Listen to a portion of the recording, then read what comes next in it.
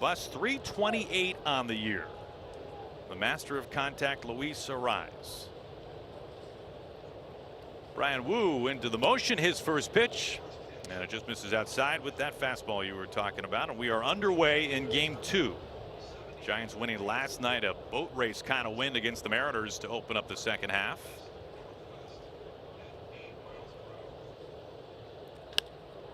And Arraez pops this up into short right field. Cole Young having to fight the sun a little bit. He's right there to make the catch for a quick first out of the ball game. Defensively, it is Cal Raleigh, the Platinum Glove and Gold Glove winner from back in 2024 behind home plate. A little bit of a different look in the outfield for the Mariners. Julio Rodriguez has been activated, but he's DHing tonight. That means Luke Raley is in center field with Dom Canzone, who normally DHs. He's in the field tonight. Bryce Eldridge, the batter. He takes a vicious hack at a 97-mile-an-hour fastball for strike 1. Eldridge, a really impressive homer last night, one of 2 home runs hit by the Giants in game 1. One of the top prospects in baseball coming into this year. Doesn't get cheated again. It's 0-2. Well, you mentioned at the top of the show, the shadows will play a role right now, especially as a hitter when you're trying to detect a spin. Woo just going right after him. 2 straight fastballs. Woo, one of the most fastball heavy starting pitchers in the game. Both the 4 and the 2-seamer. He stays with it, and it's still 0-2 on Eldridge. Now the Giants got off to a slow start. It's obviously been an underwhelming, to say the least, first half of the season for the Giants. They have never even been at 500 this year, but if they were to win tonight, it would be their longest winning streak of the season. It would mark 4 straight wins for Tony Vitello and the Giants.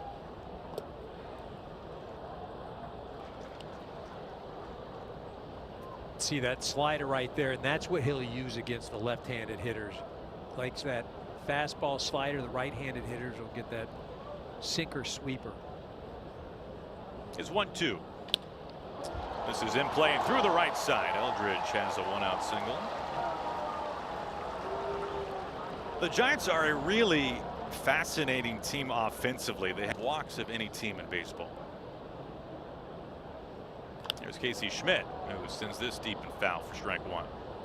Well, you bring up a great point, and you can illustrate it best with Mr. Schmidt here at the plate. They just don't walk, and as you mentioned, they don't get on. As a result of that, the opportunities come few and far between. Well, it has been a really good year for Casey Schmidt, even without walking hardly at all. The lowest walk rate of any hitter in baseball this year, as the count goes to 0-2. But when we spoke to Tony Vitello before the game, he said that the #1 thing he looks for a team is on base percentage. So you have to imagine it's been a little frustrating for him in that regard, because his ball club just has not done that very well this season at all. 1 out and 1 on.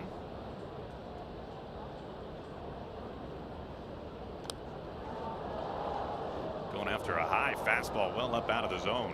Well, you know, Aaron, he brought up an interesting point when he was talking about on base percentage and what that represented when you're in that box.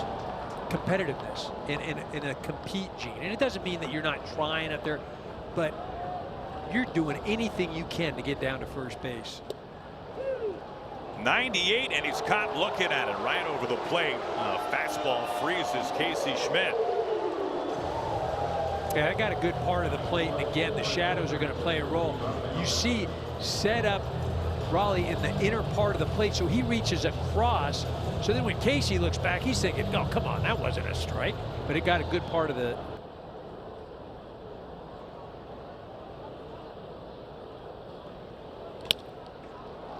Ground ball flattens out right there to rookie Colt Emerson, who patrols over the bag.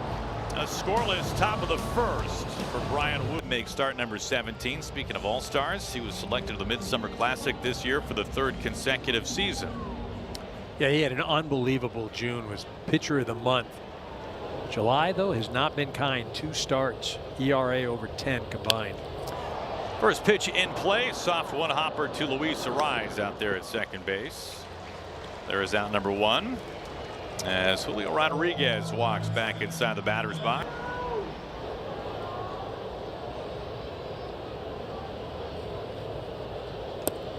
It's been a while since Rodriguez has seen live pitching, Eric. I wonder how much time does somebody need to get back into the swing of things like this? No rehab assignment. Right, and back in yesteryear, right, you go down and you go on a minor league assignment, get your ABs there, but you can do that now. You can get the reps. You can go down in the tunnel and you sit in those machines in the video where you're actually facing today's pitcher. You can go up, get the same spin rate, the same movement, so you can mimic a lot of what you used to have to do by going down and getting in the minor league games. First game back for Rodriguez since July the 2nd.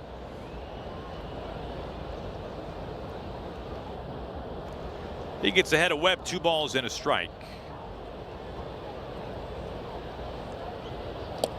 And he goes chasing after a pretty vicious sweeper in the other batters. Not going to go reintroduce yourself to game situations in the cage or hitting off those machines.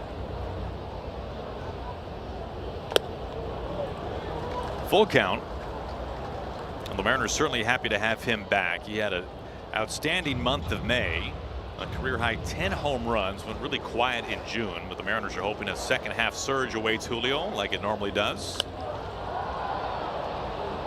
Skied into right as Lee fights the sun with his bare hand and kind of ducks for cover as he makes the catch. Logan. Four-seamer he is throwing more of this year, as well as the cutter. Not throwing the sweeper as often as he did last year, but as you mentioned, Aaron, it's sinker changeup if you're a hitter in that box.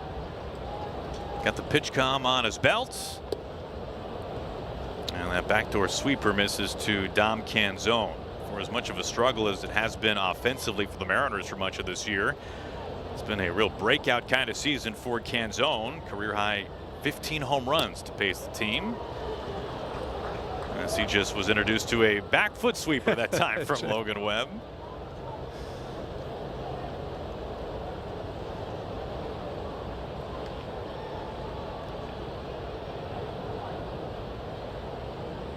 Oh, goes right back. Almost hit him in his left leg, and it's a full swing. If I'm Webb, I'm doing the same thing. I'm going back there again.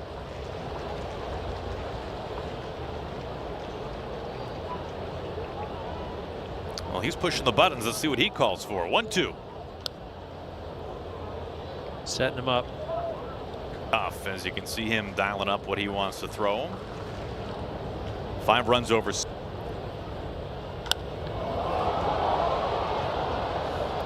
Into straightaway center field. And the catch made there by Gilbert. Pretty easy, quick, and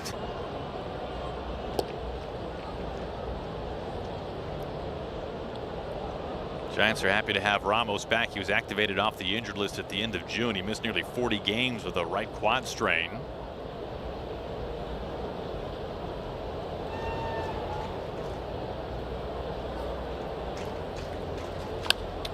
This is on the ground. Young scampers over to it, gets to it easily, and throws on the run. 1 away. Well, tomorrow on Fox, the greatest World Cup in history reaches its climax. Spain takes on the defending champion Argentina in the FIFA World Cup final. Some of music's biggest stars will take the stage as well. It begins with an extended pregame special at 11 a.m. Eastern right here on Fox. And what a World Cup it has been. People here in Seattle have seen that firsthand. Numerous games being played right across the street where the Seahawks play.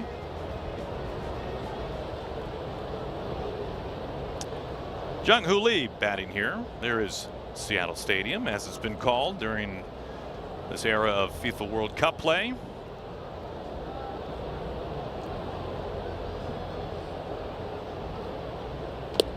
In fact, the Mariners, I've never seen something like this happen before. I wonder if you have. The Mariners had a series not long ago against the Angels near the end of the first half, where the series was paused after 2 games because of the World Cup game being played across the street. So it was a day off in the midst of the series, as that goes just foul. Got pretty busy down here. And so It wasn't pre-scheduled. It was they because of the. No, it no, was. you're right. Okay, so you're saying, yeah, They all knew what was coming. Right. Could you imagine the traffic mess down here? Well, there was a. You'd have been having to do a sleepover. Before that happened, when the men's national team beat Australia, that game was at noon across the street, and the Mariners played a 7 o'clock game that night against the Red Sox. I think I just have to catch that game on the tube. What a scene it was, though. It was magnificent down here. 2-2 on Lee. Lee having a really good year, batting over 300. Third year of a 6-year deal. He started the KBO for many years as he goes down, spinning around on a changeup. Second strikeout for Brian Wu. First changeup of the evening for Brian Wu, and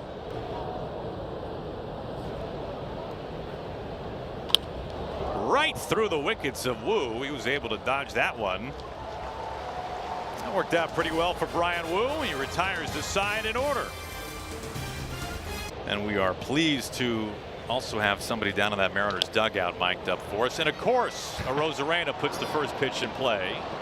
And a quick out, number 1. Logan Gilbert, good afternoon. How are you? Hey, good. How you doing? Thanks for having me on. Doing very well. Hey, a really outstanding milestone and accomplishment for you. Your last time on the mound in the first half. In the Trop against the Rays, you became only the 5th Mariner ever to strike out 1,000 batters. You're the fastest to ever do it. Congratulations, Logan. What did that mean to you to have that milestone? Yeah, that was really cool. I knew the start before I was close here in Seattle and wanted it to happen here at home, but I guess the next best place is at the Trop with friends and family back in Florida, so it was really cool. Well, it was really impressive. You joined an incredible list. King Felix, Big Unit, Jamie Moyer, Mark Langston, and now Logan Gilbert. Hey, we just saw that ground ball go through your teammate's legs, Brian Wu. Up that pitch com again, facing Cal Raleigh. 2 outs and nobody on. Logan, we know that you and Cal Raleigh go way back. You're in the same draft. What's he been like working with you as a battery mate this year in particular? Yeah, he's a great guy. He cares so much about what he does back there and takes a lot of pride in it. And for all the arms that we have too, it's a tough job getting to know every different pitcher we have. Did a teammate of yours bring something to you before the inning began? Louis just brings some water. Oh, a banana too. Well, I'm glad there was a quick inning for you. Didn't need any extra carbohydrates. Now, Brian Wu, very much a Bay Area guy from Alameda, California. He grew up just on the outskirts of the Oakland Coliseum. Was a Giants fan growing up as a kid. Memories of watching Barry Bonds hit him out to the Cove. This is on the ground. It splits the right side. Gilbert is aboard a seeing eye single to start the Giants' 3rd inning. Gilbert shooting that 4-seamer into right field. Brian Wu has thrown that 4-seamer over 80% of the time so far this evening. He hasn't thrown one other pitch more than once. Be interesting to see if that changes a little bit. Second time through the order. He's about there. Here's the 9-man Daniel Susac, activated yesterday off the injured list. Had a lower back strain he was dealing with for a while.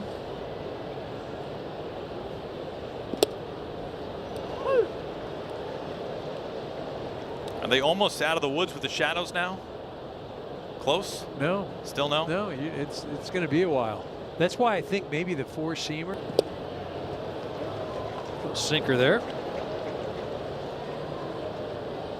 0-2. Would you think would you have a harder time picking up spin or the velocity with the shadows? Spin. Yeah, that's the thing is if you threw spin, I couldn't detect that. And when you said fastball throwing the 4-seamer, I was like, okay, well maybe.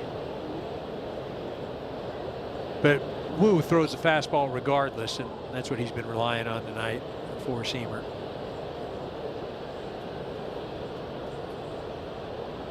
The 0-2.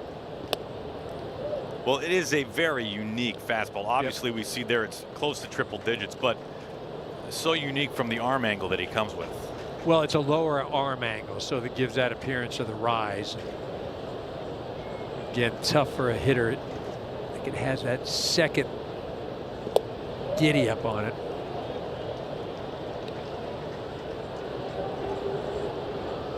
Two and two.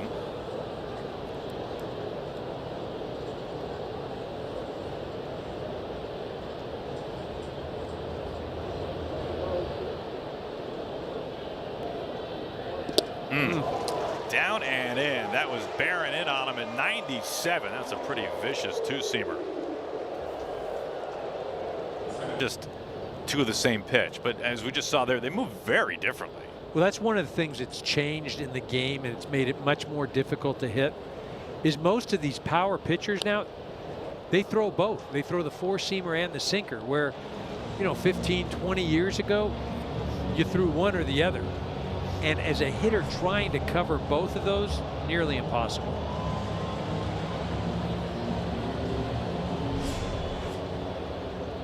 Well, the Mariners are one of the really early adopters of that philosophy with their rotation, and really almost all of their starters, with the exception of Logan Gilbert, who we just talked to, all throw two different fastballs.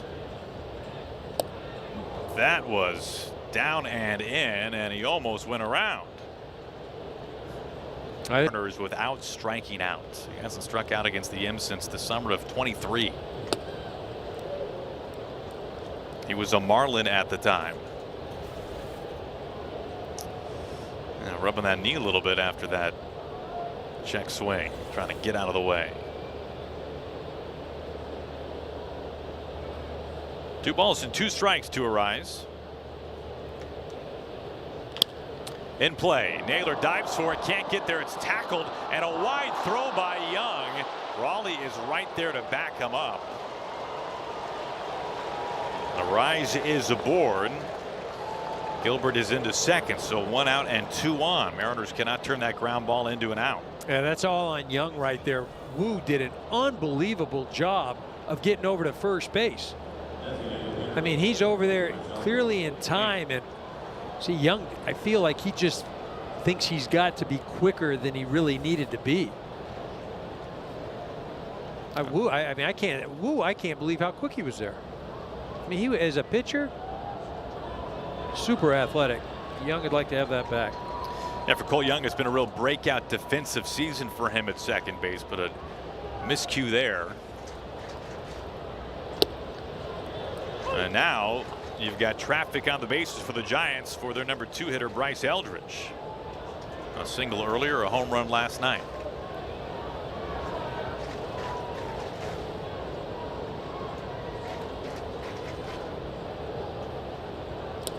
Well, this is where Wu has really had trouble this year as compared to last year. Runners in scoring position last year, he hit the hitters hit 178, 200 on base percentage, 280 slug. This year, 387, 417, 629. I mean, he just hasn't found an answer. Missed badly with that changeup. 2-1 to Eldridge.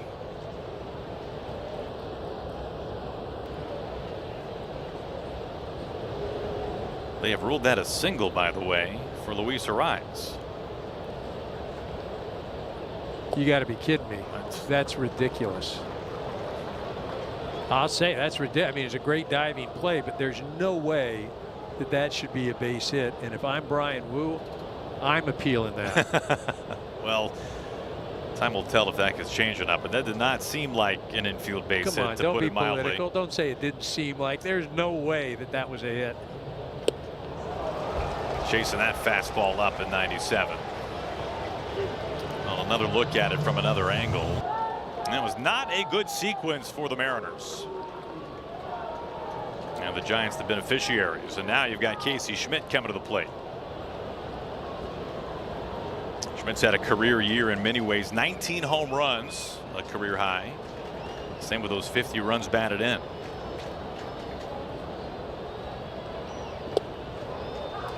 Remember, it would normally be Julio Rodriguez out there in center field. He is activated today off the concussion IL, so because of that he is DHing, and Luke Raley is in center field. A position he has played but does not play there regularly. Well, that was really odd. Fouls that off himself. Back to the mound.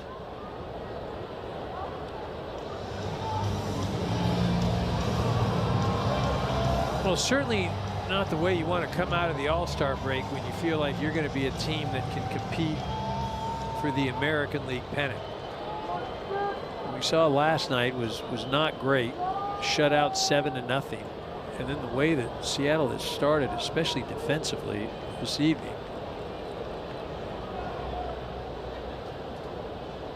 Oh, and 2 on Schmidt. 1 out and 2 on. Does not chase.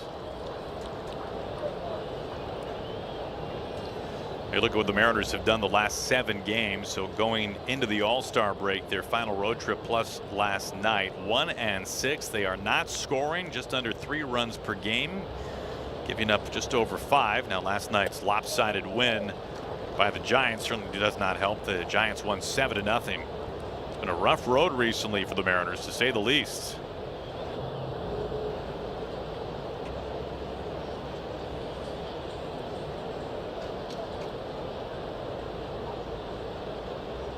Schmidt, dangerous hitter at the plate. 2 balls and 2 strikes.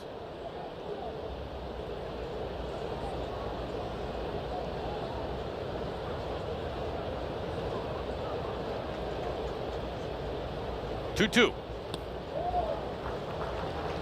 Now Schmidt last year had a solid season, but it really was undermined by a wrist injury. He was hit on the wrist by a pitch in late June, landed on the injured list. His production really fell off once he returned. Then needed off-season surgery on that wrist. So he is back healthy and having a career year so far. Broken bat, sawed him off right on the hands. A little bloop caught by rookie Colt Emerson.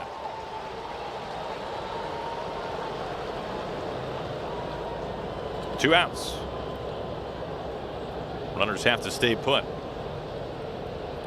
Yeah, big pitch right there. That sinker that just bears in on the right hand, as we saw him use it against Susick earlier in the inning. And a big pitch there.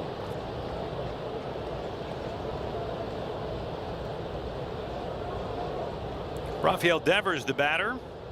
He had a 16-game on-base streak snapped last night in Game 1. Looks at a strike.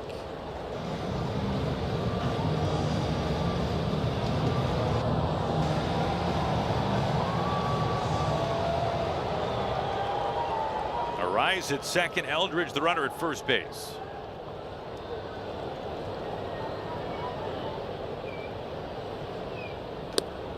Devers takes high. Today's team leaders are sponsored by USAA. After a slow start, it has been a really hot stretch. OPS leaders in baseball's June. Devers over 1,000. Some guy named Karros is on the list as well. Pretty good run for Kyle Karros also. Devers, one of the great doubles hitters in the game right now. 25 of them, among the most in baseball.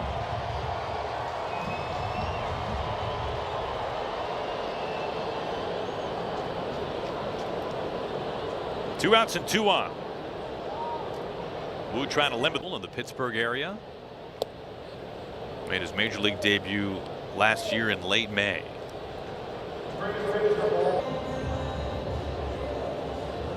Now the Mariners were held to just 2 hits last night. They were shut out in Game 1 against these Giants. They have their first hit here today in front of Luke Raley. Takes low for ball 1. Now you mentioned the 2 hits last night. Only 1 runner in scoring position. That didn't happen until the 9th inning.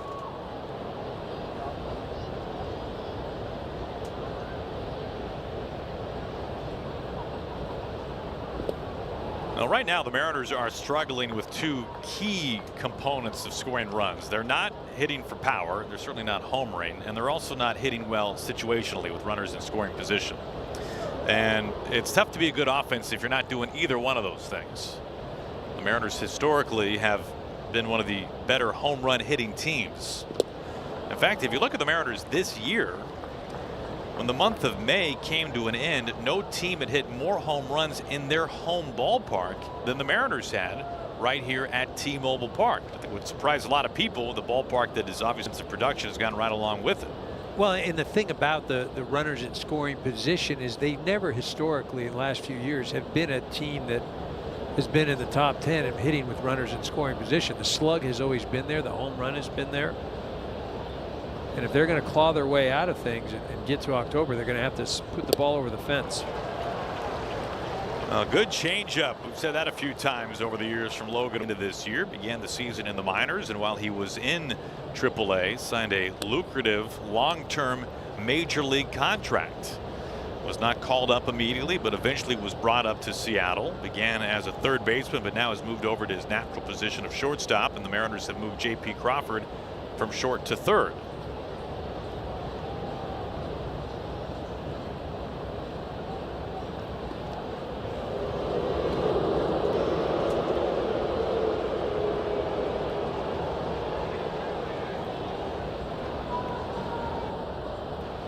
One out, one on. Young at first base.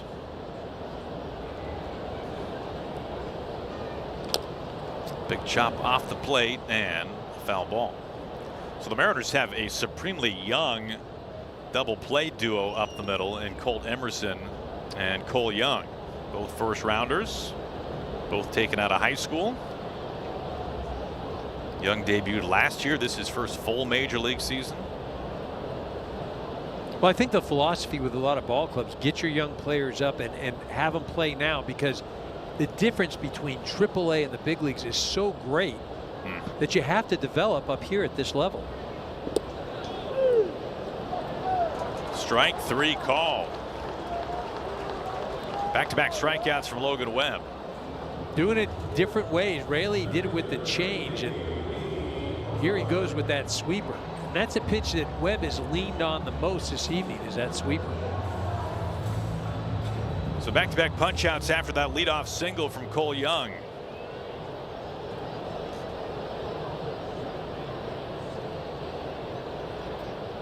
Here's J.P. Crawford. Final year under contract in Seattle for Crawford, a free agent at year's end. No player in franchise history has played in more games at shortstop than Crawford, but he is now, as we were just talking about, moved to third base.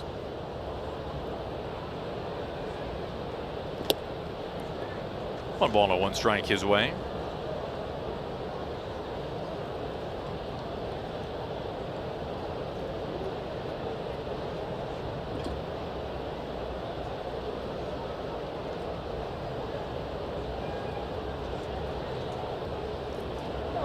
One in on the hands, a little water balloon pop up, and Webb makes the play himself. He's got some gold on that glove. For Wu, if it were to end there, it would be the best in franchise history.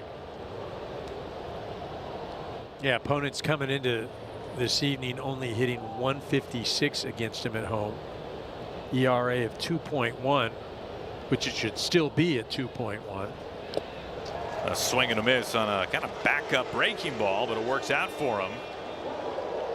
The thing about that OPS number for Wu is that he would be breaking his own record in 2024. He set the new record for the lowest OPS for any Mariners pitcher in their home ballpark, and that was at essentially 500, and he's barely at 400 right now. I mean, it's been outlier good what Wu has done at home this year in terms of the on base plus the slugging.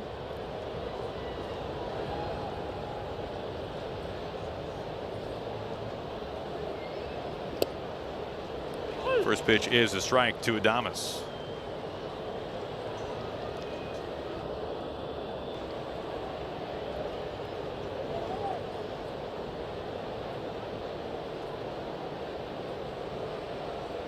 Two outs and nobody on. Well, the Mariners are happy the bases are empty this time around with Willy Adames batting. Last night, bags packed late, and Adames put this game out of reach. A grand slam. Adames has been one of the best home run hitting shortstops since 2022. In fact, he's got more than anyone else at his position. Giants have hit more grand slams than any team in baseball this year. In fact, their next slam before he gets things going after returning from the IL, and as you talked about earlier, no stint down in the minor leagues, just a lot of at-bats off the traject machine. Playing tonight in his first game since July 2nd.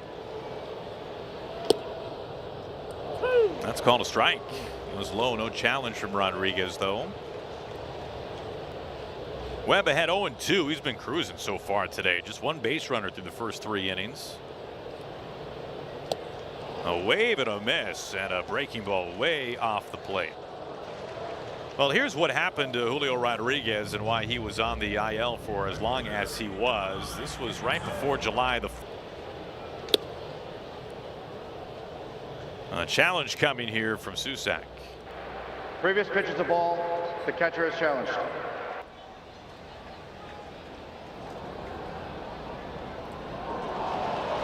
The pitch is a ball. San Francisco has 1 challenge remaining. 1 left in the tank for Tony Vitello's Giants.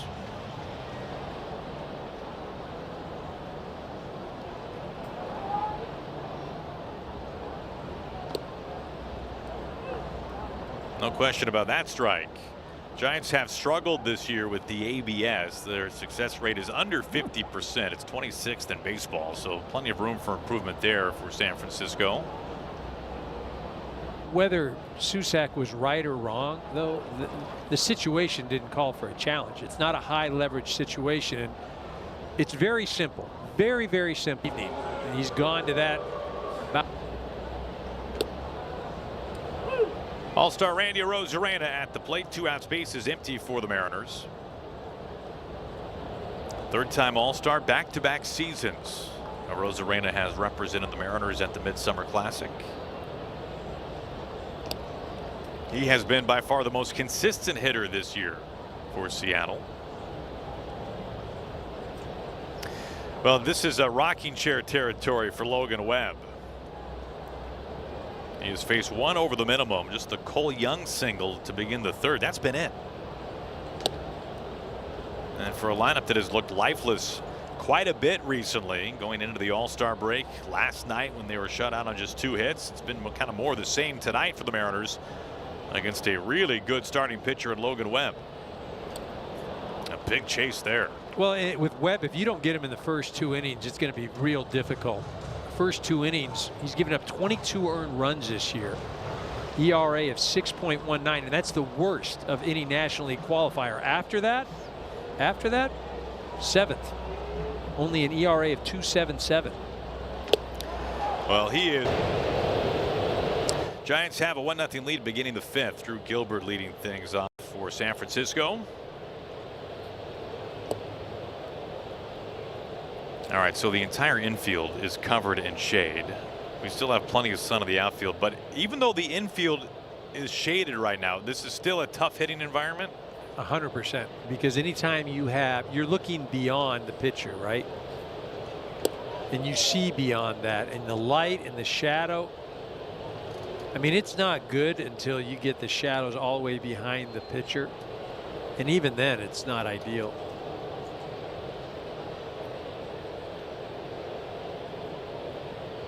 Now Gilbert is ahead 2-0. He singled and scored the lone run of the game so far. A strike up top, 2-1.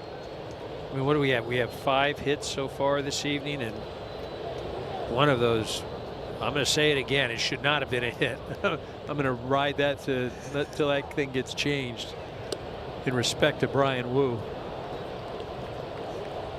It was a diving stop by Cole Young. Do you think that factored into the decision, the fact that Young had to leave his feet for it? The fact that he got up standing on 2 feet, the runner was at least 20 feet away from first base. That's where the error was made. I have no idea what that scorekeeper thought. None.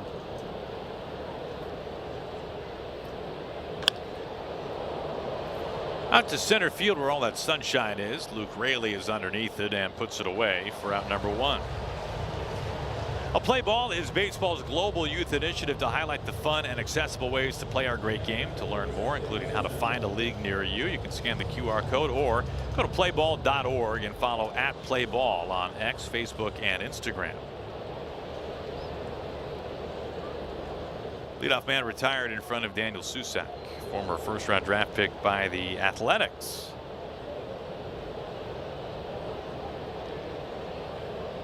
Some old Pac-12 roots with Arizona.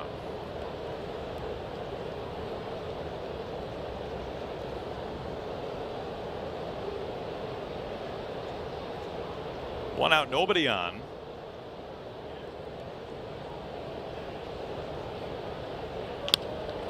That got on J.P. Crawford pretty quickly, but he went down and made the catch. 2 outs. He was in the right spot.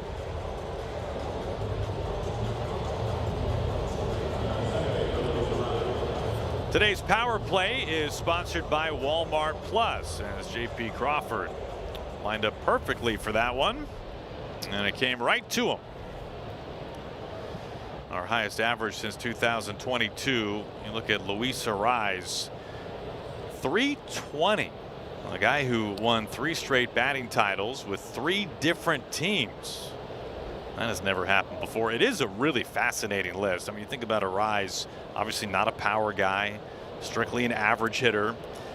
But then at least 3 of those other names, Freeman, Judge, Alvarez, pretty remarkable what they have been able to do hitting for average and power. But nobody hits for average in the game over the years, at least, like this man, Luis Arraez. The crazy thing is where is he going to be in a couple of weeks? You know, I think he's going to be attractive to a lot of ball clubs, and obviously San Francisco will be entertaining all the offers.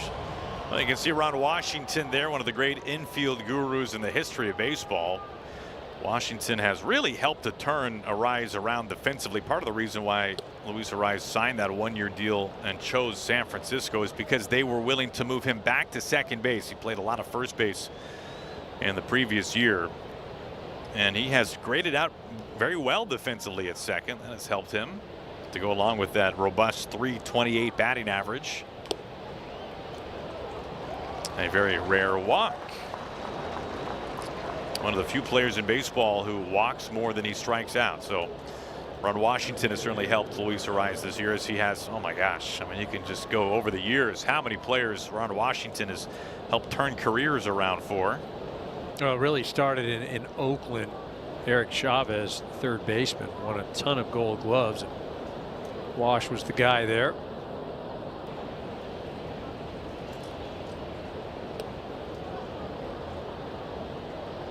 Ball 1 to Eldridge after the walk to Arraez. 2-out walk, no less. And we talked about Eldridge at the top of the show, and he is not disappointed. 2 base hits. Was at the plate when Gilbert scored.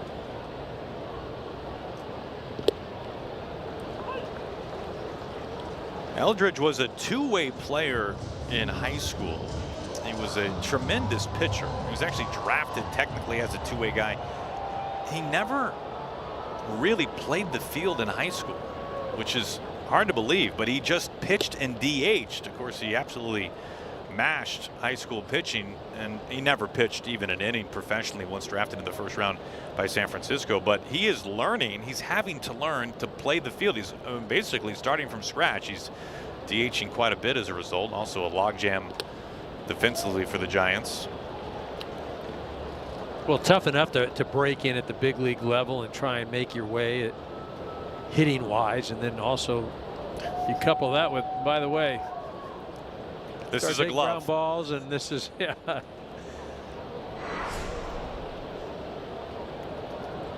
He actually began the year in the minors. He came up in early May, and part of the reason was they just simply wanted to get him more reps defensively. He had some things to iron out at the plate as well, but he draws a walk here. You don't see this too often from Brian Wu, a guy who does not walk many at all. One of the lowest walk rates in baseball. And here comes pitching coach Pete Woodworth, because now you've got back-to-back 2-out walks with number 3 hitter Casey Schmidt and his 19 home runs coming up.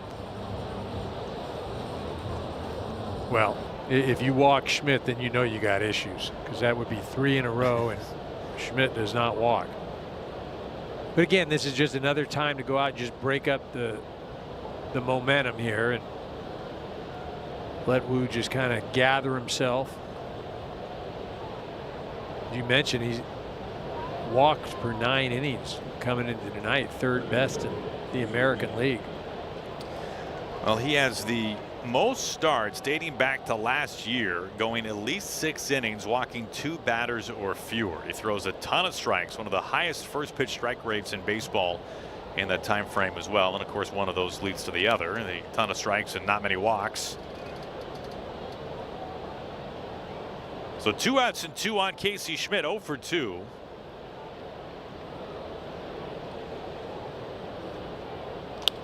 goes after the first pitch and fouls it away for strike one. Goes right after him with a heater.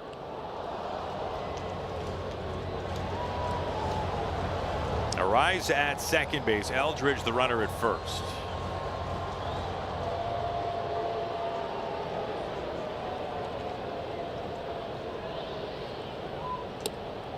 Boy, the way the Mariners offense has been going recently, which is not going much at all, this feels like a really big point of the game. You start putting a crooked number up on the board here in the 5th inning, it could be a tough.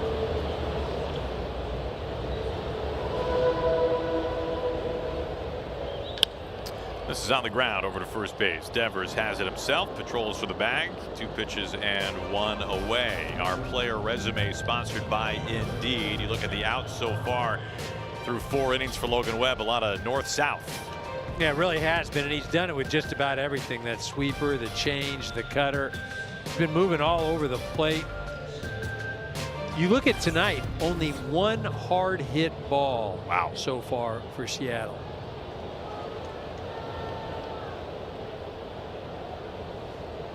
That was the Dom Canzone flyout at 98 off the bat.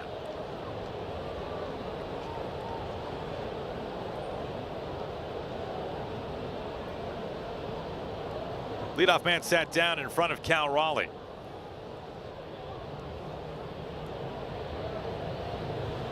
That was a historic season last year for the Mariners catcher. 60 home runs, by far the most ever hit by a man at his position.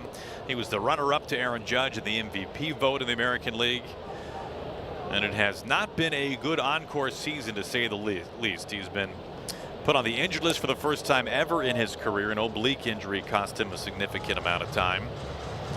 Not hitting for an average, not hitting fastballs well. The Mariners do need Cal Raleigh to round into some form of Cal Raleigh in the second half. Well, and even the games that he has played, he's not 100%. He's just out there doing what he can. Ooh, there it is, that sweeper. And it has not been ruled a hit by pitch, but Cal Raleigh, and now it has, it looks like. I mean, we saw him throw this against Canzone earlier in the game, and I thought he might get him in the knee. That one got a little shin right there, grazed it. Yeah, I saw the other night, I was watching a Dodger game, Freddie Freeman, a full swing off one of the Giants relievers, ball square off the kneecap, back knee. I mean, those sweepers and breaking pitches for left-handed hitters from the right-hander can be deadly. A little bruised over there at first base. Nothing new for the Mariners catcher. Cal Raleigh just the second base runner for the Mariners today, as Young really gets jammed. And he pops this up over to Luis Arise, a harmless out number 2.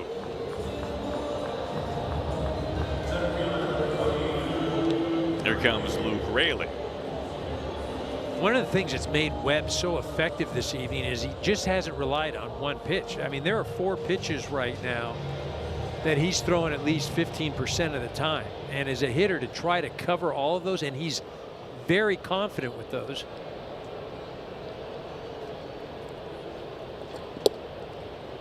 First pitch strike on that sweeper. He's been over 50% sweeper and changeup. Yeah, sweeper and changeup have been the dominant one, but you've got to respect the fastball.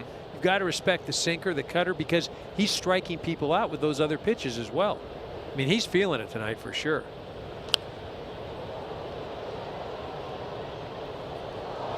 He gets ahead 0-2 on Luke Raley. I mean, this is a night you dream about as a pitcher when you're out on that mound and every single thing is working. And you feel like you can throw any pitch at any count.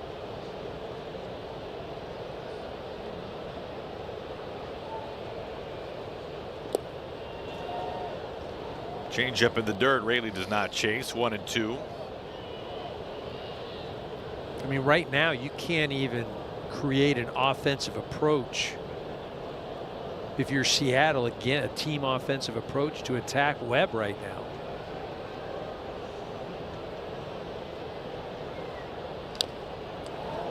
And an example of that would be what? If you had an approach against a guy like Webb, it would sound like. So the guy is throwing first pitch curveball all the time, and he's not getting it over, and so you're up there, you're taking. Or if he gets behind, he relies on a certain pitch, or his put away pitch is the sinker, or that there is no rhyme or reason right now.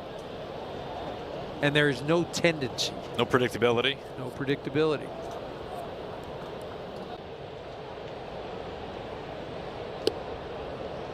It was in this very ballpark where a very young Rafael Devers made his major league debut. That was back in the summer of 2017. He was just 20 years old when he debuted for the Red Sox. It was against the Mariners on the road. A big trade last year between Boston and San Francisco, sending Devers in that big contract to the Bay Area. Now in his first full season with the Giants. You know, a lot of talk around baseball. The Giants are open for business as far as this man right here, Devers, Chapman, Adames. I got some big contracts.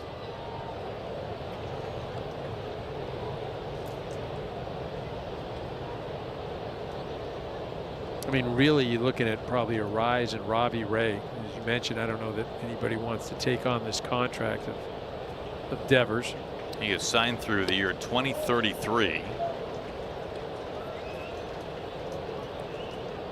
I mean, you look up, though, 19 home runs and 52 RBIs.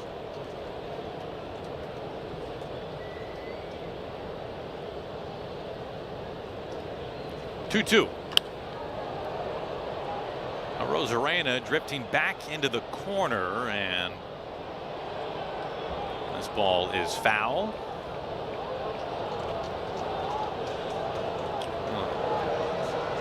Devers, and now the Giants dugout is signaling home run that they want a crew chief review on this.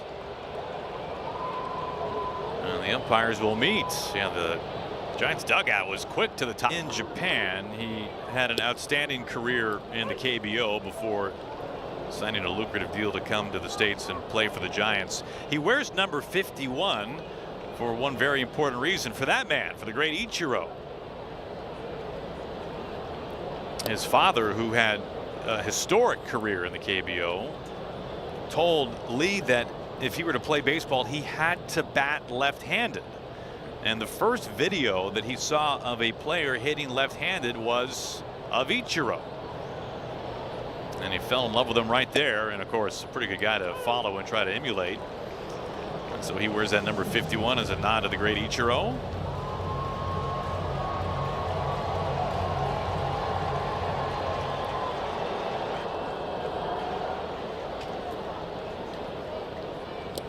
A wave and a miss. 2 outs, back-to-back strikeouts for Brian Wu. Well, Ichiro, who is an Inner Circle Hall of Famer, has his number retired. Guess where you can find Ichiro each and every day? You find him right here inside T-Mobile Park, just shagging fly balls during BP. God bless him that he looks like that, can move around. Man. You know, there are very few people in this world who can be anywhere at any time doing anything they want. Ichiro is one of those people, and this is where he chooses to be. Well, he's smart, right? He's not coaching, not managing, just taking some ground balls, talking, doing some appearances. I mean, when they celebrate 50 seasons, they will have an alumni home run derby. And Ichiro is going to partake. Now, Ichiro obviously did not hit a lot of home runs in his major league career, but there are legends of his batting practice where he would just hit 450-foot tanks at will. Didn't he hit 20 1 year? I thought 1 year he hit 20, or he hit. Didn't he hit a few? I thought it was like, okay, you know, that was just kind of proving the point. His high water mark was 15. 15. He had 3 years of double-digit home runs. 11, 13, and 15. I mean, he only hit 117 home runs in his career. But I bet if he wanted to, yes, that's right? the thing. If he wanted to, but he knew what type of player he could be. Hall of Famer. Really a Hall of Famer in 2 countries, right? I mean, 3,000 hits in the majors. Adames, he's homered in each of the first 2 games of this series. It's now a 3-0 Giants lead. Their second home run this inning. This one a little more clear cut.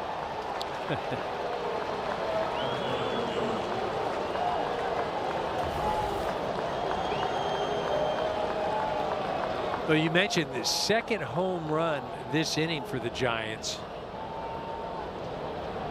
Adames now with 17 home runs, but second home run allowed by Bryan Woo this inning. He has allowed 2 all year at home. Now 4. Wow.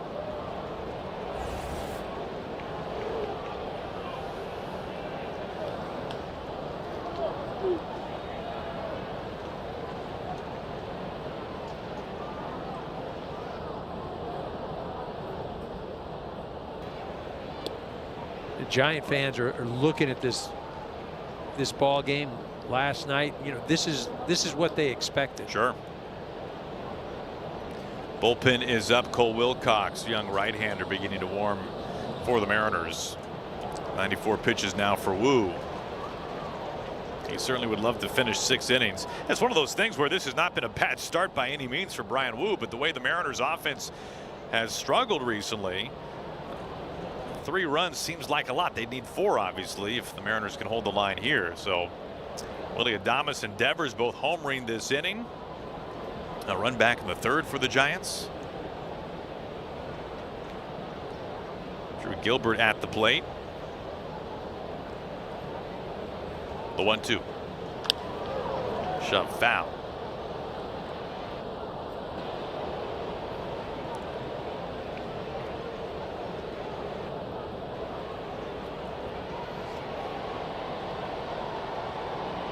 For Adames, his 17th this year. A grand slam last night. Opposite field shot here tonight in game 2.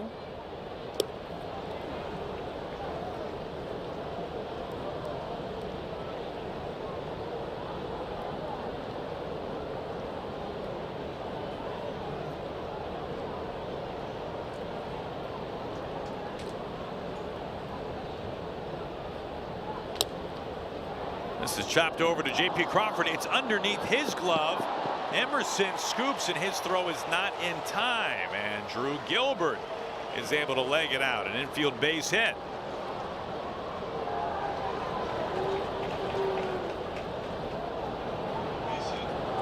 It's a do-or-die play, really, for Crawford. Seattle He's just trying to. the safe call at first. For the Giants in the top half of the inning. Emerson broke his bat on a soft pop-up over to first base. Mariners were shut out last night, 7-0.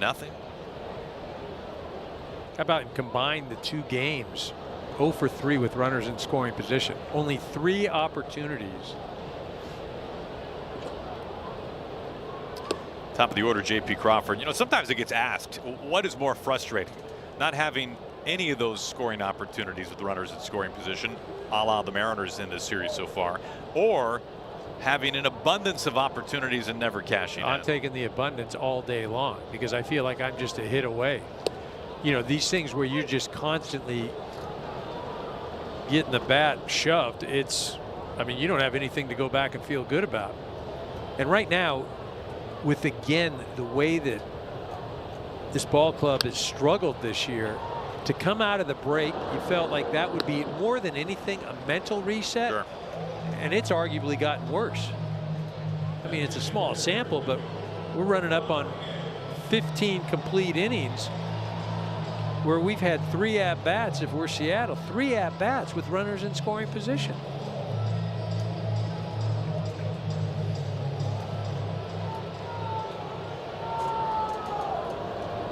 Two up and 2 down. Here is Rodriguez. 0 for 2 in his return off the injured list today.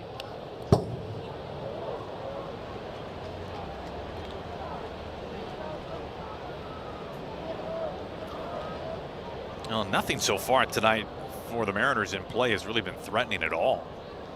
Just an abundance of weak contact. 1 hard hit ball. And that was a fly out. 0 and 2.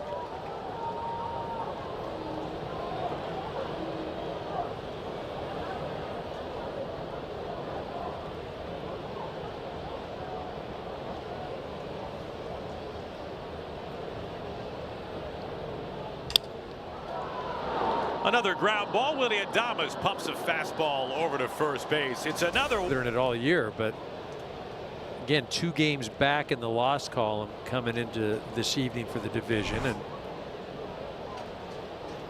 Still, if you look at the odds on Fangraphs, 47% chance to win the division. And swing and a miss on a good breaking ball from Gabe Spire. One down. still feel like they're in the hunt for this thing. You know, how will that impact the trade deadline? J.P. Crawford was in on the grass. He fields that grounder. 2 down. You know, who are going to be buyers, who are going to be sellers. You know, the Seattle Ball Club could use some help in the bullpen. Well, there's hardly been a team more active in recent seasons at the deadline than the Mariners. You can put the Padres in that conversation as well. There comes Bryce Eldridge with 2 outs. Robbie Ray goes tomorrow for the Giants. Former Mariner. He is a free agent at the end of the year. What will his future hold come the deadline?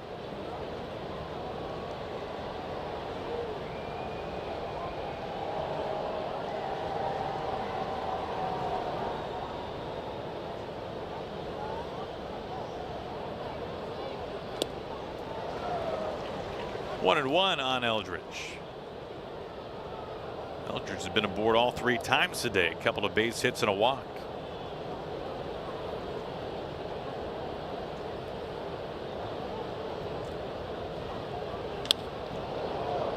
Skies is out to Luke Raley in center field. Camps underneath it and makes the squeeze. Spire a 1-2. Canzone swung at and they almost hit his back knee.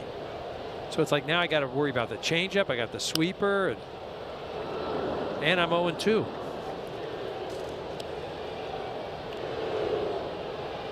Now he remains over 50% sweeper changeup today, Logan Webb. He gets ahead 0-2. Man, he has been in front of the count, it feels like, nearly every batter.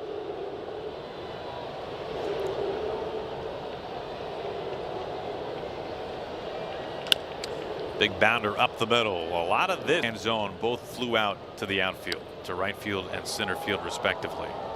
In the 3rd inning, Cole Young had what has turned out to be so far the Mariners' only hit. He fought one off into left. 75 miles an hour off the bat, by the way. There you go. Those have been the only 2 balls in play to reach the outfield. Wow. On what has been a remarkably efficient day so far for Webb. Well, and here he is. He's got 2 strikes on the hitter. And coming into today's ball game, when he gets 2 strikes on a hitter, they're hitting 149. On base is 214. Slug is 199. So you're basically as good as cooked. You know, the funny thing about the Cole Young exit velo that you cited, if a team's going hot and you're spraying the ball over the yard, you're hitting some over the fence, and somebody in the lineup on a night like that fights one off and dumps in a base hit, you say, man, that's a great piece of hitting, isn't it? Yeah. When it's the only hit of the ball game for a team in the 7th inning, you say, well, man, they've had absolutely nothing going. The only hit they've gotten could barely break glass.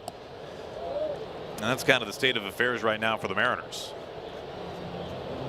Well, like I said, right now for Seattle, the best thing going right now while they're in this rut is that there's a game tomorrow, and that they know that they're going to get out of this at some point.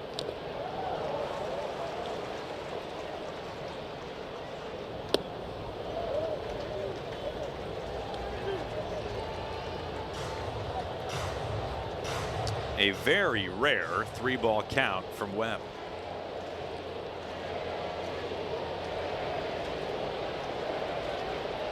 And it hit him. Rosarena, who's been hit more than any other batter in the last few seasons, gets drilled here in a 1-out base runner. He tries to throw a changeup here and it just gets away. It runs in and in, gets Randy right in the thigh. Yeah, but one of the things, again, it's, you know, as lopsided as this game looks or has looked, Naylor gets a holder run right here, and it's 3-2. I was thinking the same thing. It's and not so much how it looks, but how it feels. Right. I mean, you're a bloop and a blast, or a hit by pitch and a blast if you're the Mariners away from making it a 1-run game. Well, the Mariners have had just 1 hit and only 3 base runners. The last 2 base runners have both been hit by Logan Webb.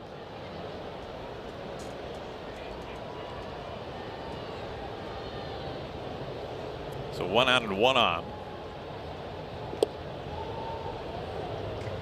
Very close. You can see how much Susak was trying to make that look like a strike.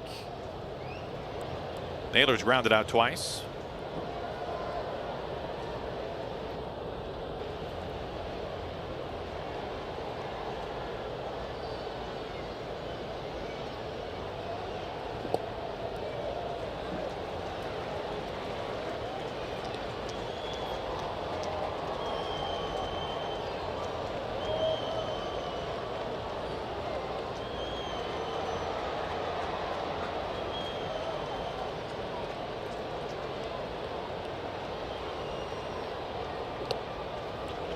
Three and 0, so back-to-back 3-ball counts from Logan Webb. Cal Raleigh waiting on deck. Tying run. That's 5 consecutive pitches out of the zone. Obviously, one of those a hit by pitch.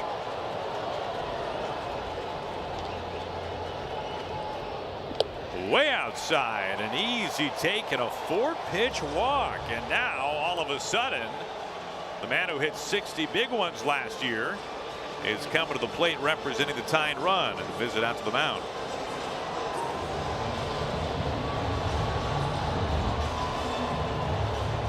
Remember, this inning, he retired the first hitter on 3 pitches.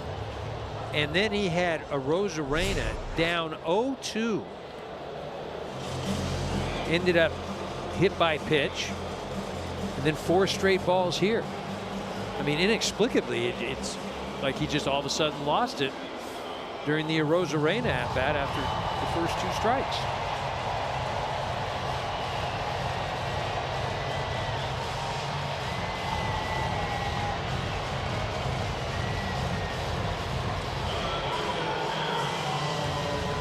It has been a mighty struggle all season long for the Mariners with runners in scoring position, and in particular in the month of July. Can they find that timely hit that they have been longing for? Strike 1. Cal Raleigh batting with a Rosarena at second, Naylor at first. 1 away. How about here, the 7th inning, and this is the first at bat that the Mariners had this evening with a runner in scoring position. Compared to last night, it's early, right? Last night it wasn't until the 9th. 0-1. That was not a good looking swing. What happened there? And Cal Raleigh is slow to get up. Yeah, he hit that ball off his foot.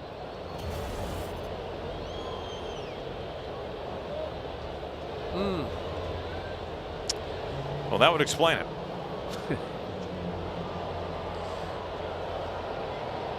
Just crumples down inside the box, going for a low pitch. Raleigh nods his head, says he's okay.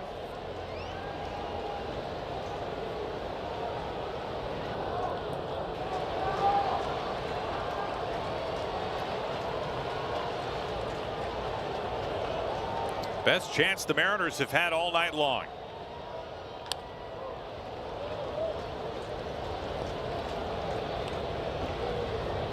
Well, he has expanded again down low. Quality start tonight for Brian Wu. 3 runs over 6. Just a spectator at this point.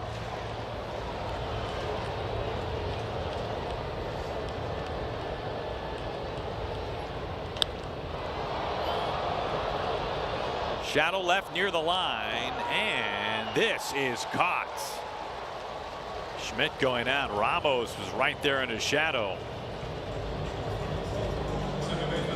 And those were 3 straight pitches that nearly scraped the plate. Well, 3 straight changeups on top of that, right? You mentioned it's been the changeup and the sweeper that Webb has relied on. Nice play by Schmidt, sticking with it. All right, so another 0 for with runners in scoring position. 0 for 4 combined in these 2 ball games. First pitch strike up and into Cole Young. Pins a cutter in on him. Now the Mariners were gifted a pair of base runners, the hit by pitch and the Naylor 4-pitch walk. Fly ball drilled deep right field, and it is gone. This game inexplicably tied up with a blink of an eye in the 7th inning.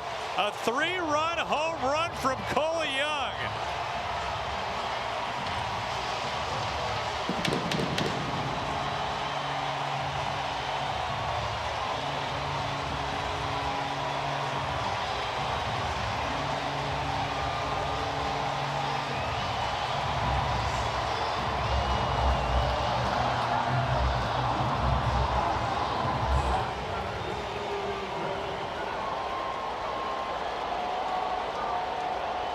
Here is Luke Raley.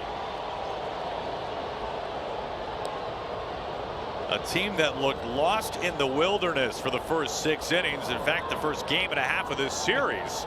And now all of a sudden,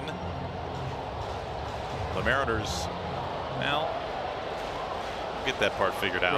Right. That's a 3 spot. The Mariners have found a way to tie this thing up.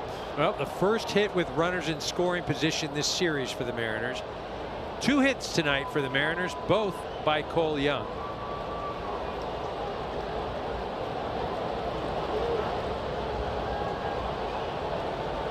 You know the kind of panic that goes through a play-by-play guy's mind when he sees the manual scoreboard and they've got a different score than what he just said?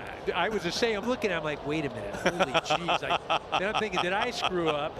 And I'm like, you know what, Aaron just said, you know what? Oh yeah, no, he's flawless all the time. He's never made a mistake.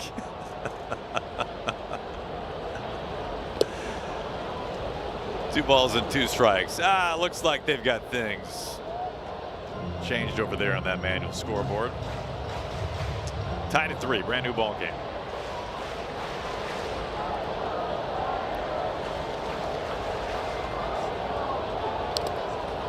Gets a piece, stays alive.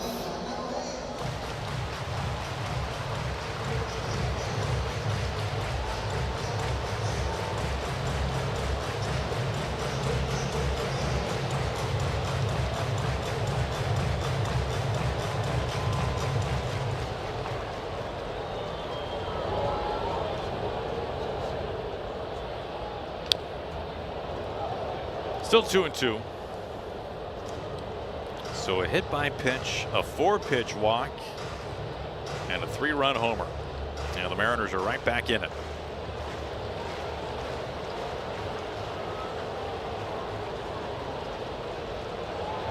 Two.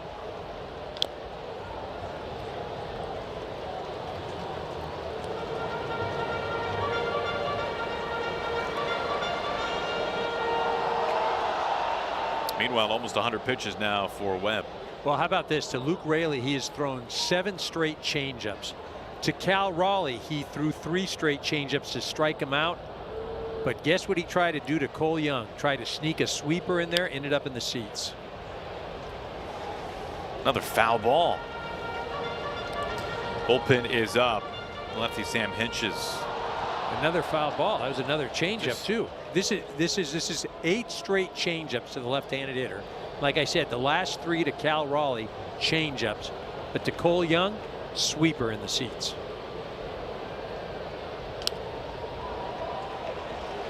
Number 10. It's on the ground. 10 consecutive changeups, and it's booted by Arise. It keeps the inning going. Raley looked like that would be easily out number 3. Instead, an error on Arise, and now the Giants will have to go to the bullpen.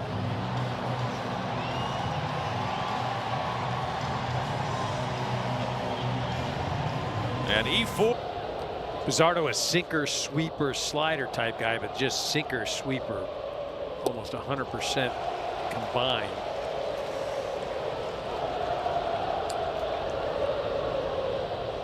Part of the Venezuela squad that won the WBC this year. Cole Young tying the game up with that 3-run homer.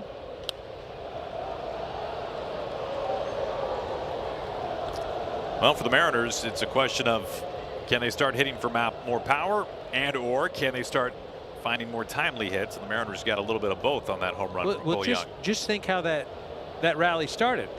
A hit by pitch after 0-2, and then Rosarena battled back, and then 4 straight balls to Josh Naylor. So I mean, Logan Webb pitched an unbelievable game, but he is going to be so ticked at himself because, again, hit by pitch, walk. Schmidt into straightaway left field. Rosarena comes in and makes the catch. Then he retired Cal Raleigh on 4 pitches, thinking, all right, I'll be out of this thing. 0-1, sweeper, tie game. Leadoff man retired in front of Rafael Devers. Back in the 6th inning, he hit this ball into the corner, and it was originally ruled foul, and a pretty clear look at it there. When you look at the replay, it's clear as day. It was a fair ball and a home run, his 20th. Giants asked for a crew chief review, and the umpires huddled up and overturned that to a home run. 98 over the plate, and a swing and a miss. Nothing in 2. That was one of 2 home runs in the 6th inning for the Giants. Adames had the other. That made it 3-0 at the time.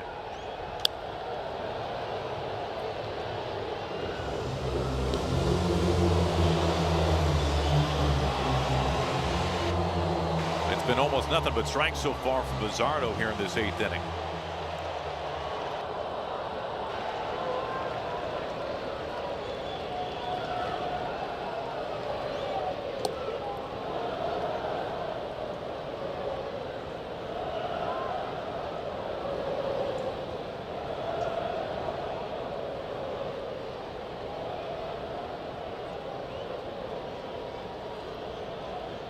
The 1-2. Evens the count.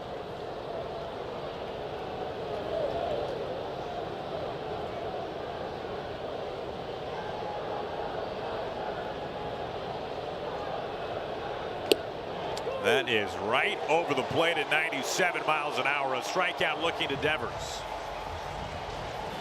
Well, that's that sinker thrown at the left-hander's front hip. Devers just freezes. This thing just comes right back over the inner part of the plate.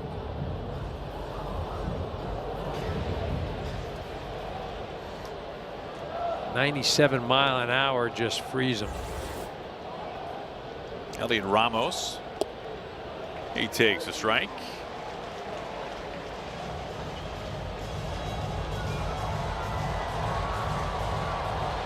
Ramos 0 for 3. Has struck out his last 2 at-bats. He shoots this down the line and foul. It's 0-2 fast on him. Well, the ultimate goal of an MLB fan, seeing it all. The MLB Journey to 30 sweepstakes presented by T-Mobile is the ultimate bucket list. Enter now for your chance to win trips to all 30 ballparks. Yes, all 30. Visit MLB.com/journey to 30 sweeps. Ground ball past Bizzardo. Young does not field it cleanly, and there's no play at first base. So a 2-out error here in this 8th inning. So I'm going to say that was much tougher just because of the bag right there. Second base playing a role in this. He's trying to beat the ball before it gets to the bag. Trying to get there. I mean, that's just a tough. Now, it's ruled a base hit. Man, he's living right. He is living right tonight. Home run, 2 balls that big leaguers make. I mean, he's a great defensive second baseman too, and I think he would expect to have made both plays this evening. That's Grant McCray, who you see there pinch running for Ramos with 2 outs. Now, it's been really a breakout defensive season for Cole Young this year. Yeah, he's been elite, but has had some struggles here tonight. So McCray takes a lead. Go ahead run is aboard with 2 outs. Lee at the plate. Because if you are close play over there at first, let's see if the Mariners want to take a look at that. If you're Young on that play there, you're fighting the bag and whether or not the ball will deflect off of second base. Right. So that's, yeah, that could be a little confused, but that ball hit right in the middle of the glove and popped out. Sure. Now they will challenge this.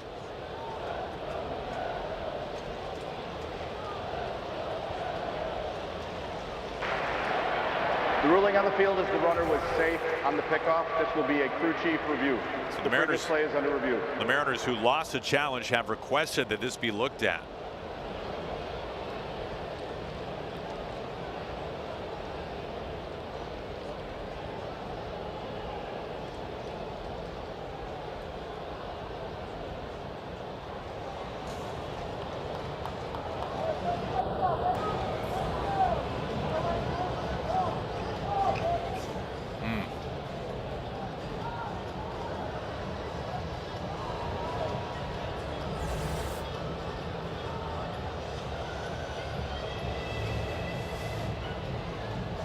Tony Vitello, Ron Washington looking on.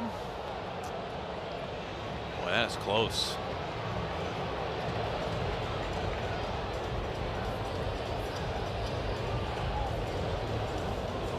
That time in between right now before the decision is made.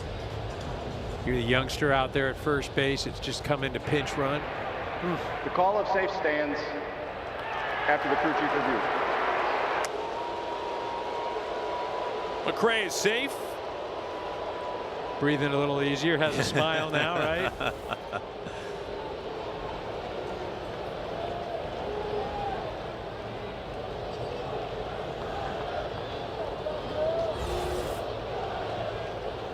Two outs, go ahead run still at first base for JuLy.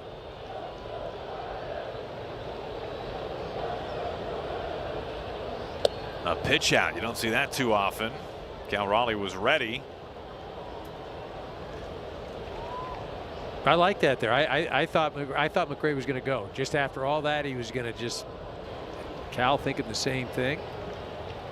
Emerson pops up the first pitch that he sees. And Casey Schmidt right there in foul ground, and a quick out number one to start the bottom of the eighth. All tied at 3 thanks to Cole Young's game tying 3-run blast in the 7th.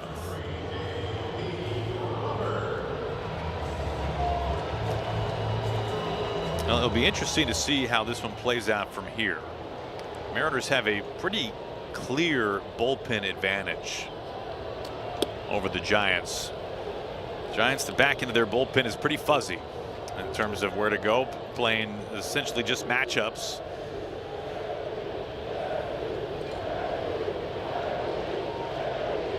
Hinch is one of 2 lefties for them. Yeah, they certainly don't have anybody that Tony Vitello can just go to. Somebody that's been experienced and that has grabbed the job, and it's been a learning experience for Tony, just trying to figure out what guy can handle what role, and he's still getting used to that.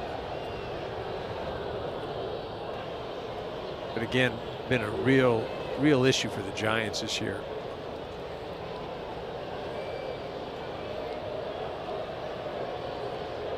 The 1-2 off the plate. Hinch has missed all of last year. He was recovering from not only left shoulder surgery that came in November of 24, but then knee surgery that came in the summer of last season. He's had to battle back from a couple of procedures. 3-2.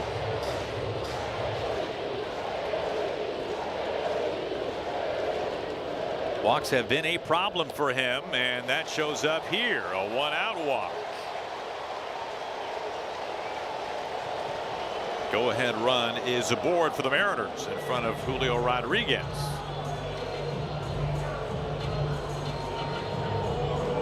This sure would be a nice return, right? Just validate the I don't need a minor league rehab. Traject machine is outstanding. A few flips in the cage, ready to roll. 1 out, 1 on. He pulls this down the line and foul. Rodriguez activated today off the concussion IL. Last played in a game on July 2nd. DHing tonight for the Mariners.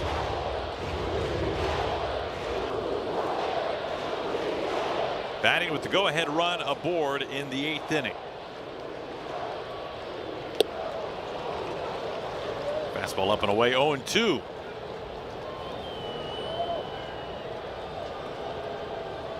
Third at bat, last 2, he saw a total of 6 pitches, all strikes, First 2 in this at bat, strikes.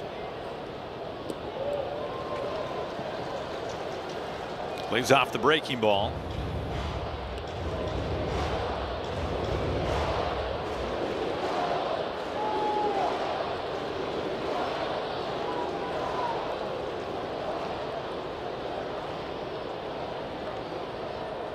One, two. Very close. Giants have one challenge remaining. Mariners have both of theirs. That could come in key late in this game. Tied. Crawford will lead at first base. Strike 3 called on the corner. Rodriguez is challenging. The batter is challenging the strike 3. I don't think he's going to like it, but it's a good time to challenge. It's absolutely a right time. And is very much a strike. The batter is out. Seattle has one challenge remaining. They do have one left. That's out number 2 here in the 8th inning. And a really well located pitch by Hentges. Good use of the challenge, though, by Rodriguez. I mean, that's absolutely the time to do it.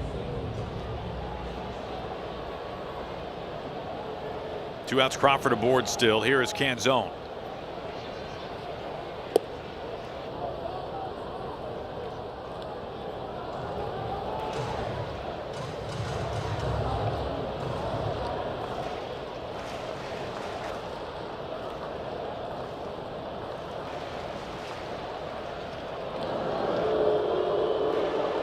Bullpen is back up for Tony Vitello.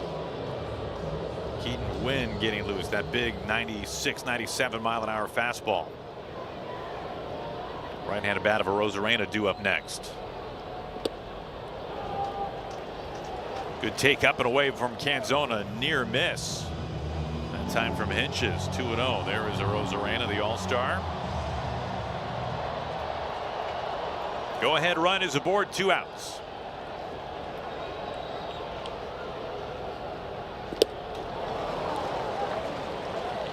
Two and one.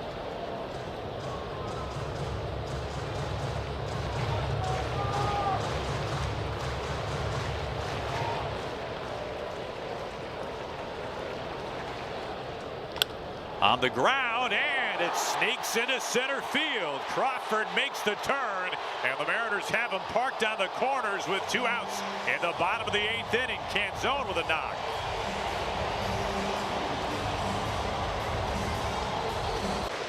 Mariners have climbed back into this game. A chance to take the lead. 0-2 in swing mode. I mean, this has just followed suit with all of his at-bats this evening. It's either all balls or all strikes. He has not had a ball strike count at all yet.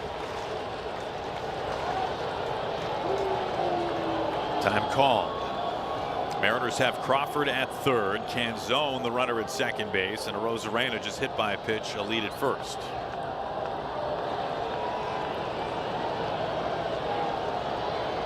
Next pitch to Naylor. 1-2.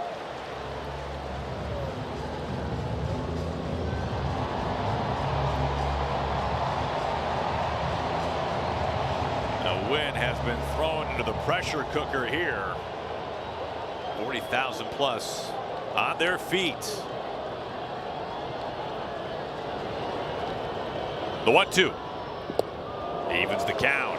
Takes low again. It's a great take by Naylor. That thing started in the zone and dove out. That was that splitter again. Really an excellent take by Josh. Naylor trying to put the Mariners in front for the first time.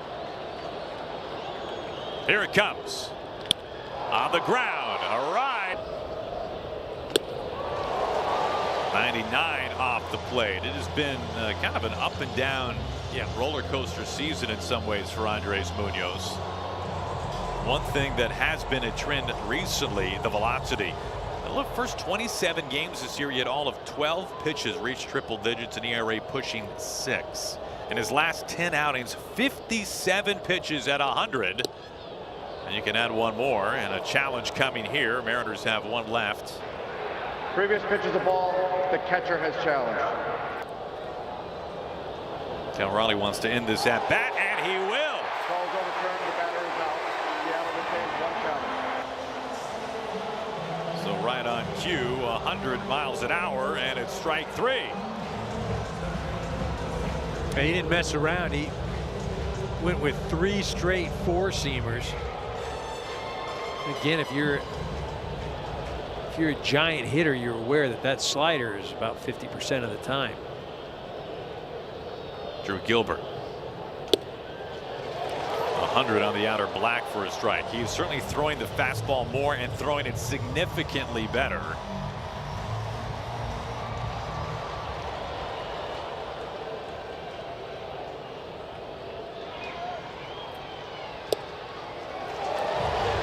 At the knees, 0-2.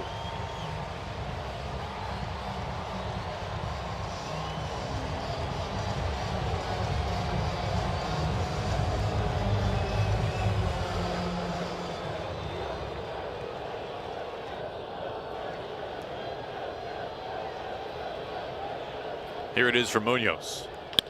In play. Cole Young has it knee high. A little lob to first. 2 up and 2 down. Saturday night is baseball night in America on Fox. Next week, some of the biggest superstars take center stage. Shohei and the Red Hot Dodgers take on Juan Soto and the Mets. Others will see the Mariners take on the Rangers in a big race in the AL West. Baseball night in America next Saturday, 7 p.m. Eastern on Fox. Mariners right now 2 games outside of first place before that series next weekend in Arlington. Susak jammed at 101. 7 pitches this inning. All 4-seam fastballs, all strikes.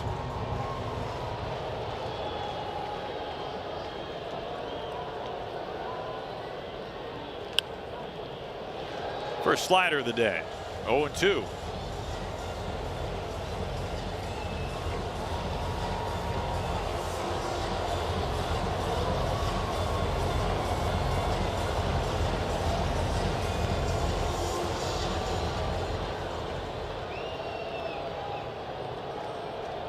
Two outs, nobody on an 0-2. 101 center cut, lock him up. Raleigh goes after the first pitch at 96 and fouls it off for strike 1.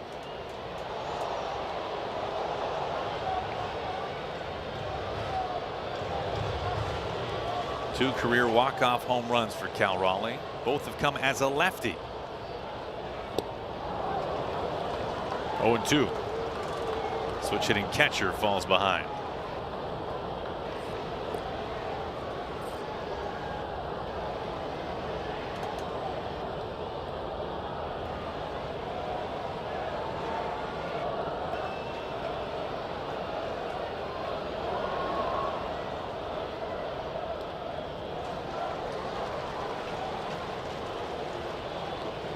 A run wins it for the Mariners. They were able to tie it up in the 7th on the Cole Young 3-run homer.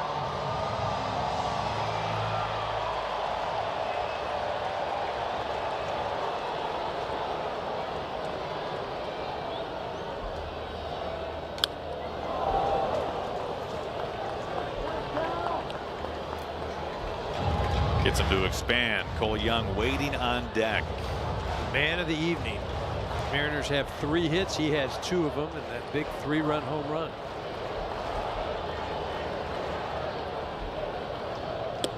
Swing and a miss. Chase it high. Been a pretty big strike zone for Cal Raleigh tonight, both down and up. Well, what else can Cole Young do? We take you back to the 7th inning. 2 outs, 2 on. Mariners down 3-0 until this swing for the Mariners second baseman.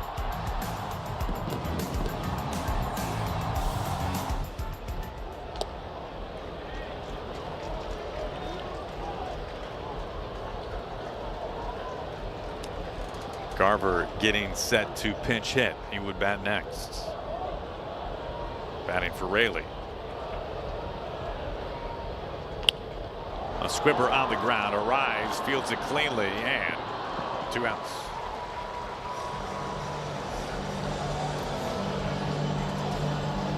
Now Dan Wilson trying to win it here with one big swing from his backup catcher.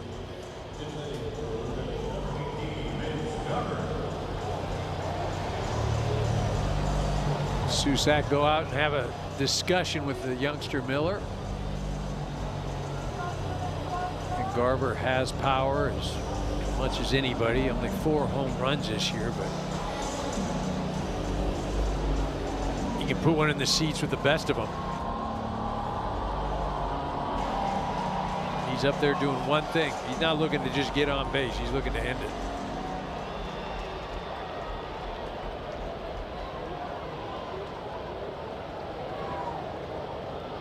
Two outs, nobody on, all tied in the home ninth.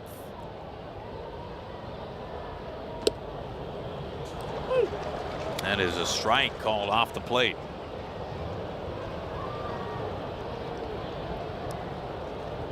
Batting for Raley.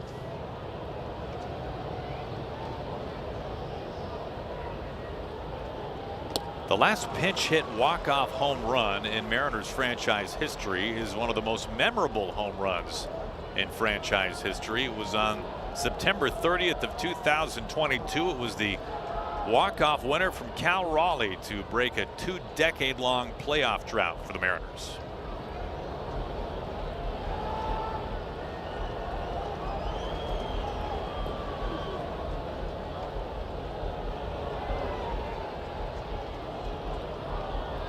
Oh, 2.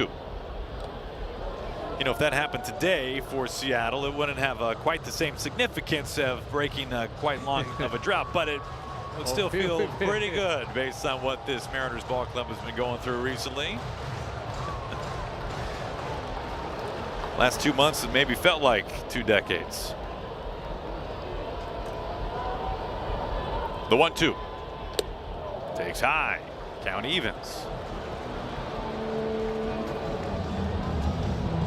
Staying away with the hard stuff, and then that slider is well in off the plate, just trying to stay away from the big part of the strike zone. A wave and a miss. Miller out top of the order. Luis Arraez leading things off.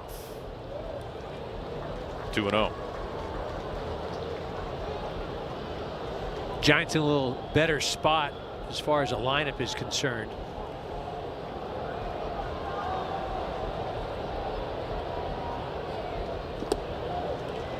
Missing on the first 3 pitches. 3-0 to Arraez.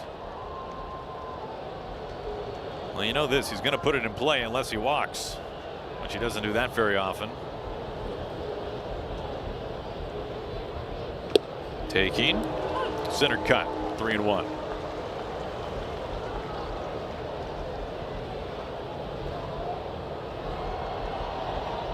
Power of Eldridge on deck, then Schmidt. Big bats coming up for San Francisco. 3-1.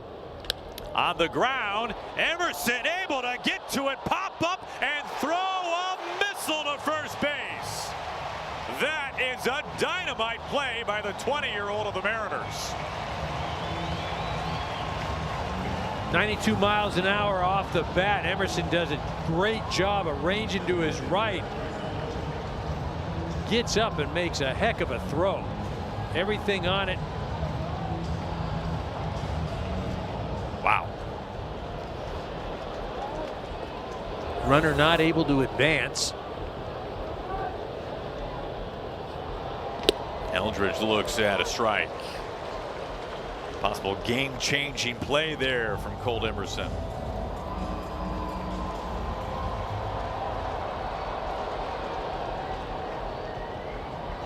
Wu getting the start tonight. Enjoying maybe an extra inning smoothie. Is that what that is? Well, he pitched very well today. Mariners able to tie it up. He does not go. 1-1. Eldridge has had a good night. He has walked and singled twice.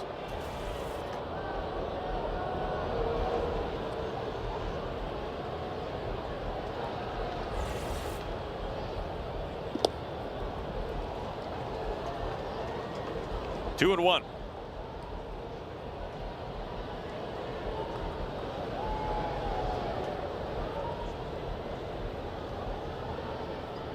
Koss running at second base.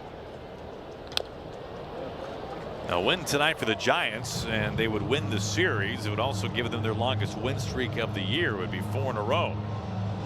They would have a chance for a sweep tomorrow behind the former Mariner Robbie Ray.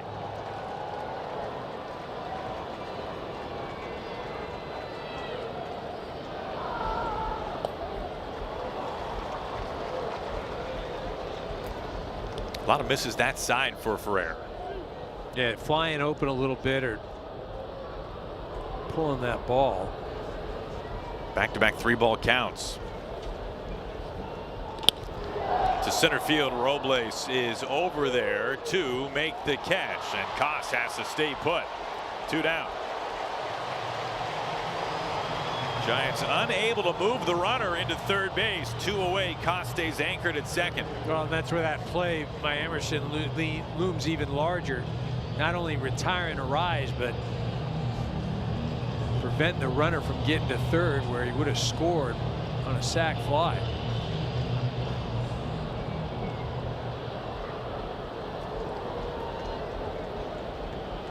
And they will elect to put Schmidt on.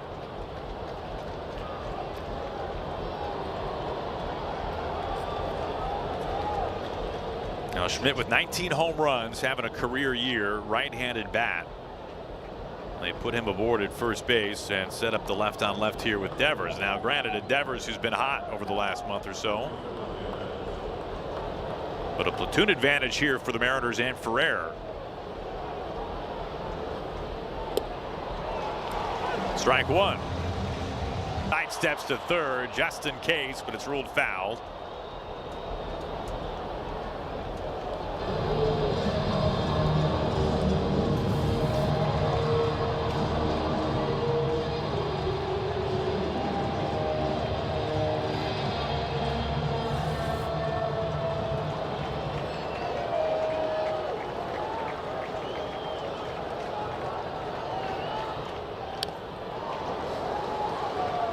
Almost triple digits, gets a piece to stay alive.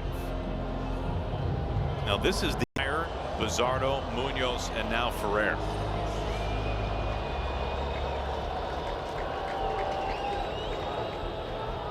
He struck him out. Vicious slider. What would happen here?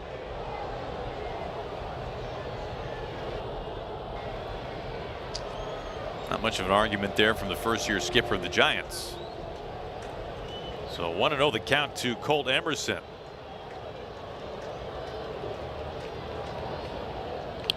Bunt back to the mound. A look over to the runner, instead a throw to first base, and Emerson does his job with the top of the order coming up. They will not take a hit to win this game for Seattle. Winning run 90 feet away.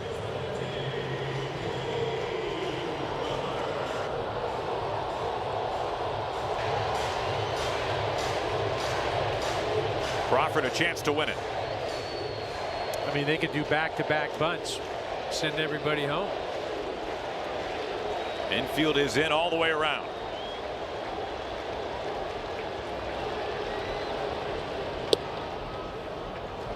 Good pitch on the corner, down and away. It is ruled a ball.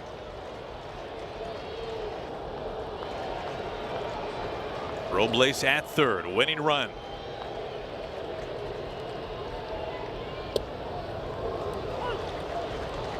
Dylan Smith, a very young pitcher. First-year Giant. Only his 22nd career game.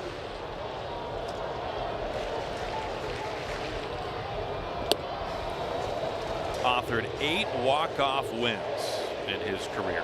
Tied for the most in franchise history.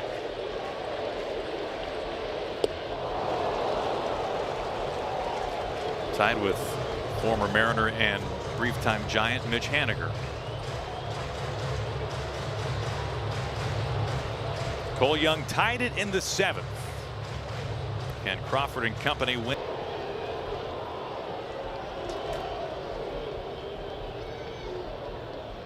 Two. Shot back to Rodriguez on deck. Still 2 balls and 2 strikes.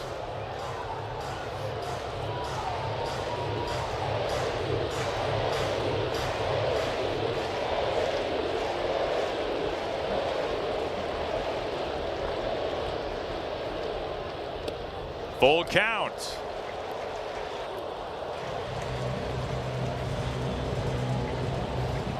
I mean, if I'm Smith right here, I'm not giving him anything good to hit. I'm going off the plate and seeing if he's too aggressive. Smart. Well, he does not bite on it, and J.P. Crawford draws the walk, and the Mariners have him on the corners with one away.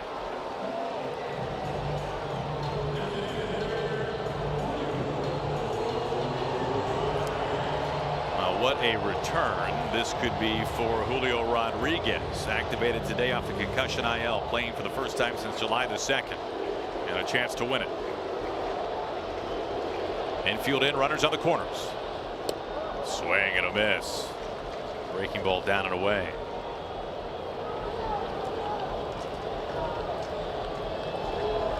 Rodriguez 0 for 4 so far.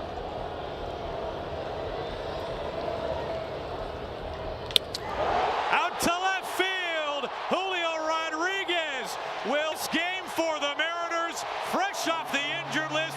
It's a 10-inning walk-off win for Seattle. They take